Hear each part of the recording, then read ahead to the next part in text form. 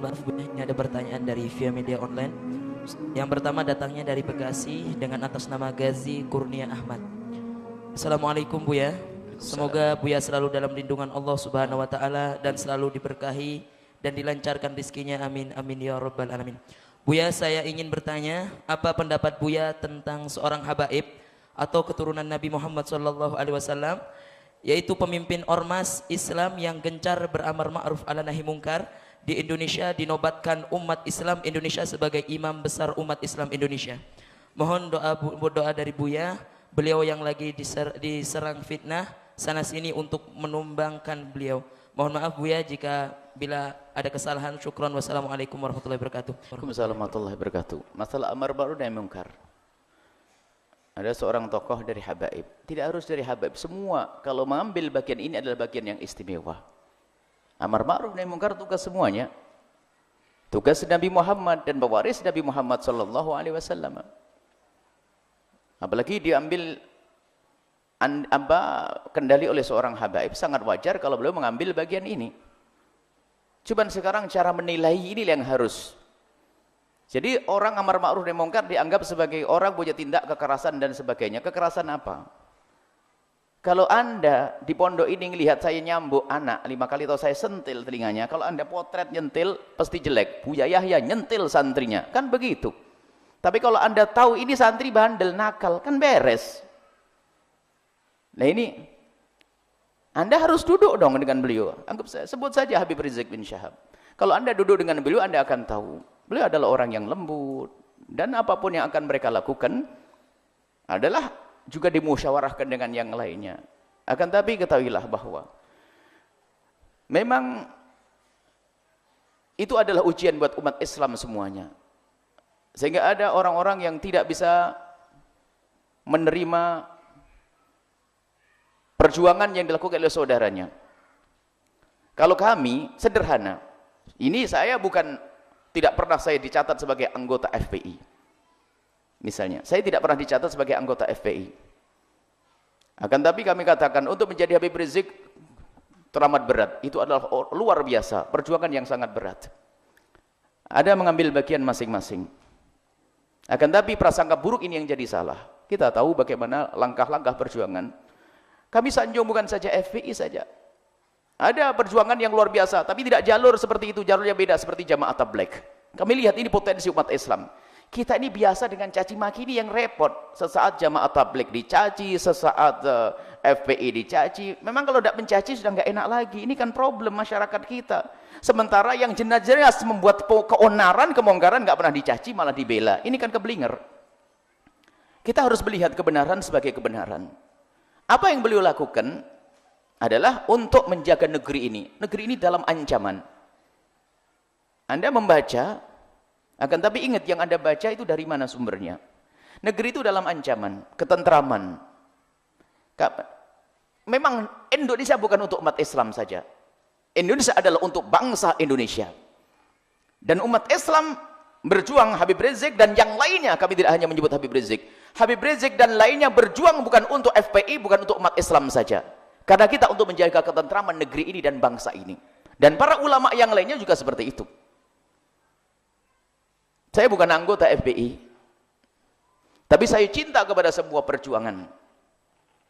Saya tidak pernah ikut Jamaah Tabligh, tapi ketahuilah saya Ilyas adalah seorang wali besar, pencetus Jamaah Tabligh, dan yang lainnya masih banyak. Jadi kita lihat potensi umat ini loh. Kita jangan mudah terbawa kepada provokasi-provokasi yang merendahkan umat Islam, menjatuhkan umat Islam. Sekarang yang beliau lakukan adalah, misalnya dia bentrokan dengan oknum misalnya, atau anggap saja dari salah satu aparat pemerintah. Apakah serta-merta yang berbenturan dengan aparat pasti salah? Bisa jadi aparat, tapi tidak semua aparat sama seperti itu. Kan aparat juga macam-macam, seperti umat Islam juga macam-macam kan. Jangan disamakan Habib Rizik dan yang lain misalnya dengan pengebom dan sebagainya. Tidak pernah megang bom kok beliau itu. Tidak pernah, nyeru bom juga tidak pernah. Bahkan juga mengkritisi kalau ada bom-bom yang meledak di sana-sini. Tapi ketahuilah umat Islam juga punya harga diri yang harus dijaga, kehormatan umat ini. Jangan sampai ada yang mencoba menodai umat ini kan sebetulnya hanya untuk membela negeri bangsa ini, umat yang mayoritas ini. Dan yang dilakukan bukan memilah-milah kok. Misalnya apa? Kalau seandainya ada orang Kristen, kami yakin beliau lembut orangnya, sebab kami juga berkali-kali bertemu, beberapa pernah kita bertemu dan ngobrol juga. Beliau lembut. Artinya kalau seandainya ada orang Nasrani, coba saja kalau Anda tidak percaya wahai orang Nasrani, ada orang Nasrani butuh. Anda datang kepada beliau, mesti ditolong kok. Mesti ditolong. Ya, kami yakin. Baik, kami sudah sampaikan, Islam itu tidak akan merendahkan. Kalau Anda orang di luar Islam butuh pertolongan, benar-benar butuh pertolongan, anggap saja ada preman. Lah kok tiba-tiba tabrakan di sini minta obat di sini, ya diobati kok biarpun itu preman. Kan tujuan kita mengajak kepada kebaikan. Akan tetapi jika ternyata preman bukan musuh, dan Habib Rizik tidak menganggap preman sebagai musuh, akan tapi preman ini mau diselamatkan supaya tidak terus dalam jalannya yang tidak benar. Coba percaya kalau seandainya para preman itu lihat, kemudian sadar, dan kita cinta preman, mereka adalah umat Nabi Muhammad kok. Jarang preman di Indonesia yang agamanya bukan Islam kok. Iya kan, dia umat Nabi Muhammad kok. Dia salah jalan kok. Dan kelas preman macam-macam, preman terlihat dan tidak terlihat. Yang tidak terlihat itu juga banyak preman. Yang nyolong duit masjid itu kan juga preman. Nyolong duit pondok preman, jadi banyak. Hanya preman itu dia pakai baju semacam itu. Sehingga justru tanda cinta kepada mereka itu bagaimana? Kalau bisa kita ajak dengan kelembutan, kalau tidak kasih rambut-rambut, jangan begitu. Demi kebaikanmu loh ya. Coba, apakah mereka, beliau-beliau ini, kalau seandainya preman itu sadar, tobat kembali ke jalan yang benar, masih diperangi? Mustahil tidak. Mustahil. Mustahil mereka memerangi. Ini loh, coba kita memandang ini. Memandang itu dengan adil ya. Memang saat ini, Masya Allah ya, semua yang ada hubungannya dengan Islam ini akan selalu dan saya mau ngomong benih pun tidak tahu hasilnya besok apa, itu saya tidak tahu. Saya ngomong begini hasilnya besok ini apa, wallah alam bisawab. Ketahuilah akan tapi kita wajib menjaga semua penghuni bumi pertiwi ini, khususnya baik itu orang Nasrani, orang Buddha, orang Hindu, orang Kristen, Katolik, semuanya itu wajib kita menjaga mereka. Dan wajib menjaga umat Islam khususnya. Makna khusus ini bukan harus yang lain tidak dijaga, tidak.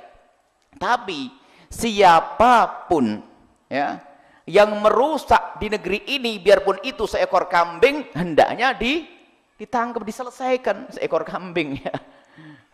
Apalagi jika ini adalah oknum dari manusia, hendaknya dihentikan demi kemaslahatan umat. Jadi mohonlah wahai umat Islam di negeri ini, hentikan mencari musuh.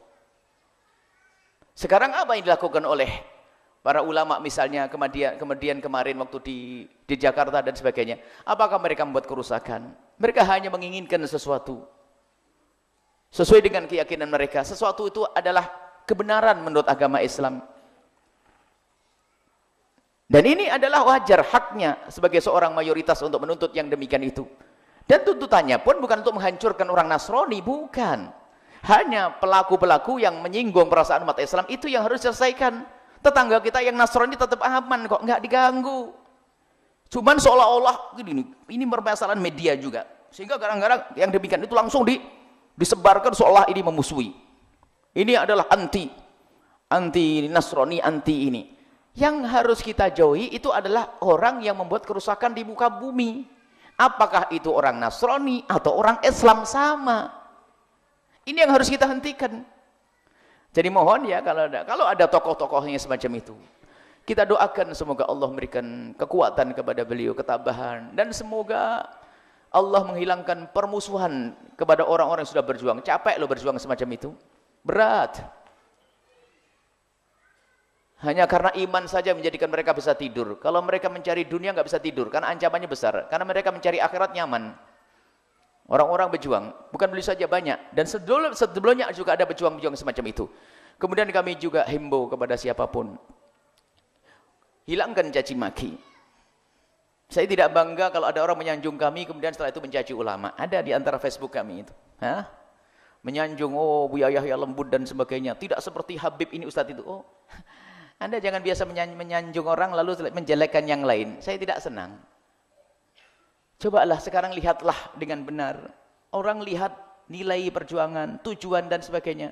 Jika ada kendala dalam perjuangan itu, dalam Islam sendiri, di medan laga ada seorang muslim terbunuh oleh seorang muslim, nggak sengaja, ya kan? Di saat dia menyabetkan pedangnya nggak kena, tapi kena kawannya, tetap mati syahid kok. Mungkin sekali yang demikian itu. Jadi mohon dalam hal-hal semacam ini kita harus tanamkan kecintaan kepada para ulama-ulama dan pejuang-pejuang. Dan ingat, pemerintah, aparat keamanan kita ini, beliau-beliau adalah juga berusaha untuk menenteramkan negeri ini. Insya Allah, mereka enggak membuat kerusakan. Tapi yang membuat kerusakan adalah ini loh, di masyarakat yang sudah kemakan fitnah. Sehingga mengadu nanti, aparat keamanan di negeri kita pun mulai diadu nanti. Antara ini dengan ini diadu. Nah ini yang mengadu ini ada. Dan itu bukan orang asal negeri ini. Jangan dikatakan Arab bukan dari negeri ini loh. Arab yang memasukkan Islam, memasukkan negeri kita ini, membawa Islam dengan keindahan orang Arab loh ya. Jangan Arab asing. Arab bukan asing di negeri ini. Jadi pejuang-pejuang itu banyak orang-orang Arab. Cuma mereka tidak pakai nama Arab. Yang membebaskan negeri ini dari penjajah banyak orang Arab ya. Tapi ada di situ orang di luar kita ini yang bermain. Memang selama ini mungkin dia menjadi warga negara kita dan sebagainya. Kita harus waspada. Ada biarpun dari orang warga negara kita yang sudah hatinya ini terpengaruh dengan ideologi lain, pemikiran lain, sehingga diam-diam dia ingin membuat satu keributan, baru dia nanti akan memancing di air keruh tersebut. Dia akan membuat permasalahan. Setelah itu dia akan nongol. Dia punya tujuan, maka kita harus waspada. Maka ketahuilah, selagi itu adalah warga Indonesia yang mempertahankan negeri ini, NKRI, Negara Kesatuan Republik Indonesia, sudah saya hafal itu ya. NKRI, Negara Kesatuan, pertahankan, awas, jaga itu.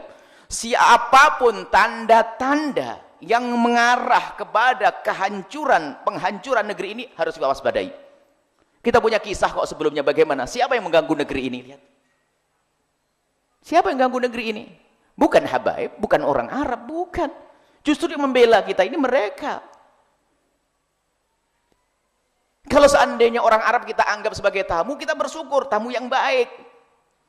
Tamu kok mau berjuang di negeri ini, lihat pahlawan-pahlawan itu lihat. Kalau seandainya kita anggap tamu, akan tapi mereka bukan tamu, mohon maaf ini. Jadi kita harus benar-benar tolong dijaga negeri ini, keindahan deh. Jangan biasa Anda ikut Facebook, ikut WA lalu caci maki, tidak ngerti apa-apa tentang Habib Rizik, tentang Ustadz Fulan dan Fulan, lalu Anda ikut mencaci dan sebagainya. Akan tapi ingat, di sana ada namanya media.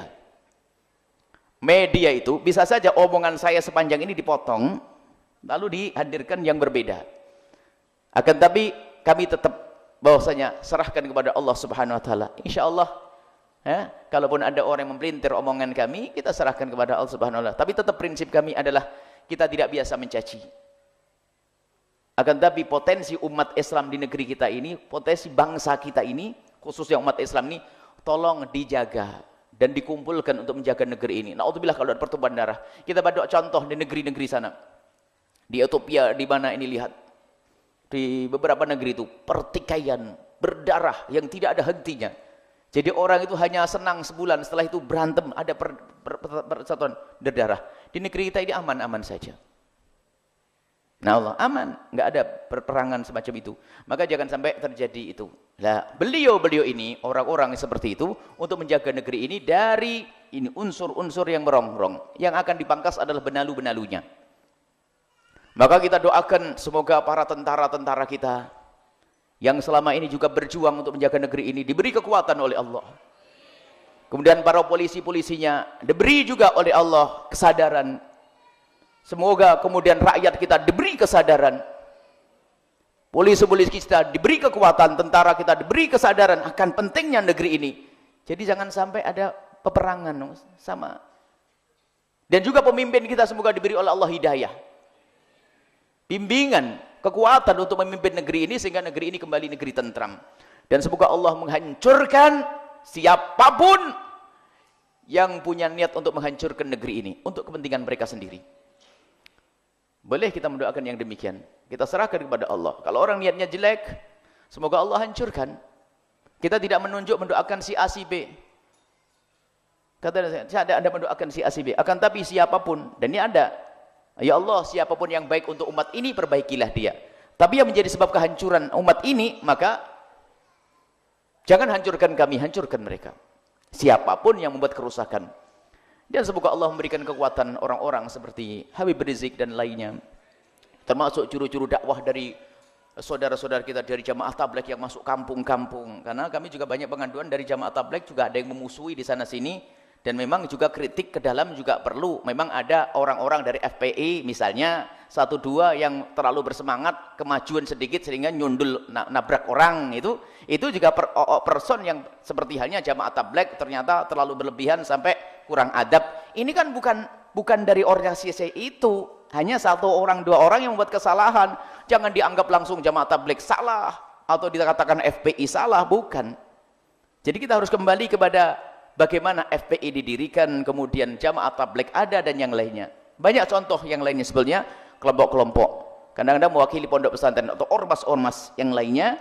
Tapi ingat, ketahuilah, umat Islam itu hendaknya segera berbenah diri, merapatkan barisan, lupakan permusuhan, kebencian, dan ingat, jangan biasa mencaci. Dalam keadaan apapun, Anda tidak boleh ikut-ikut dalam caci mencaci. Apalagi orang yang lagi sholat jangan diprasangkai buruk, orang yang lagi berjuang jangan diprasangkai buruk. Beliau tidak melakukan keonaran di negeri ini. Kalaupun ada informasi-informasi katanya dia merusak di sana, merusak di sini, merusak di sana, Anda cek langsung apakah betul kisahnya semacam itu. Nah ini, kalau Anda bisa mengecek, kalau tidak, lihat, nggak mungkin dan nggak menyetujui kok. Kami bertemu dengan beberapa orang yang mereka juga nggak setuju dengan cara-cara semacam itu. Dan jangan dinisbatkan kepada lembaga tersebut atau ormas tersebut. Anggap saja, semoga Allah menjauhkan. Misalnya ada santri yang bandel di luar. Apakah langsung gara-gara bajunya Al-Bahjah langsung dibilang, oh Al-Bahjah nggak bener, kan begitu? Kalau masuk pondok langsung dihajar itu di pondok, dihukum itu. Dihukum juga itu. Bukan langsung, wah ini.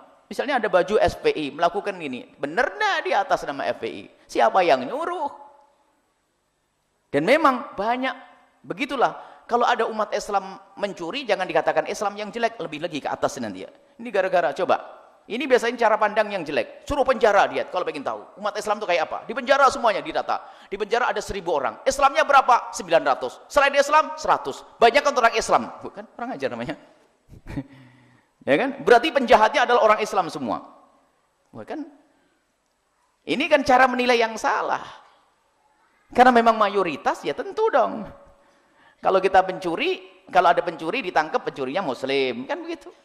Semakin besar, nah ini tentu di situ ada pelanggaran-pelanggaran yang sifatnya adalah individu, orang per orang, yang tidak boleh dinisbatkan kepada sebuah kelompok atau misalnya perkumpulan atau agama, nggak bisa. Ya, ini harus kita pahami. Jadi jangan sampai kita mudah terbawa kepada yang demikian itu. Dan memang kita punya manhaj lain. Manhaj kita adalah ayo kita belajar. Kita kalau ada orang yang memang mengambil bagian berat, saya bagian ringan-ringan saja. Ada yang bagian berat yang ngangkat karena dia punya beko, punya truk dan besar-besar.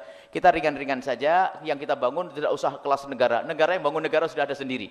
Pokoknya Anda baik di rumah Anda, ini rumah tangga yang indah dengan anaknya yang soleh, kampung yang baik, itu saja udah. Bagian masing-masing deh.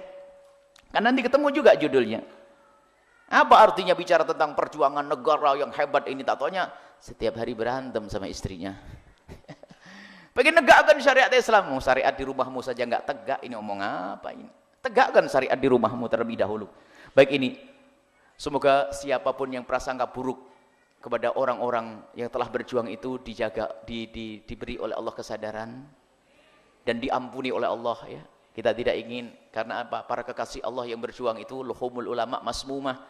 Kami khawatir bahwasanya para pejuang itu adalah orang yang ikhlas, bahkan banyak di antara mereka yang para kekasih Allah. Kalau kita mencaci sekali, berarti kita telah makan racun. Luhumul ulama masmumah, racunnya para ulama itu dagingnya para ulama itu beracun. Ngomongi ulama pala petaka, dan Anda bisa lihat itu. Kalau orang kebiasaannya mencaci ulama, dan akan ada malapetaka yang datang ke rumah, di rumahnya sendiri. Maka kita tidak ingin jika ada para hadirin, para pemirsa, ini ternyata dihukum oleh Allah gara-gara lidahnya kotor atau WA-nya kotor dengan ulama-ulama tersebut. Maka tolong dijaga dan dijaga. Ingat, manhaj kita adalah manhaj indah. Sudahlah, yang ngurusi gede-gede sudah ada. Tapi tetap Anda tidak boleh ketinggalan jika ada kesempatan ikut bergabung dengan mereka untuk ngurusi yang gede. Cuman ada yang fardu ain lebih saat ini adalah yang sangat mungkin yang setiap hari Anda temui, yaitu Anda membangun rumah tangga yang baik, keluarga yang baik ya. Jangan sering marah-marah sama istri, jangan tolak pinggang sama suami, jangan ini indah-indah ya, semuanya indah-indah saja ini kita hadirkan ya, dengan tetangga yang baik ya.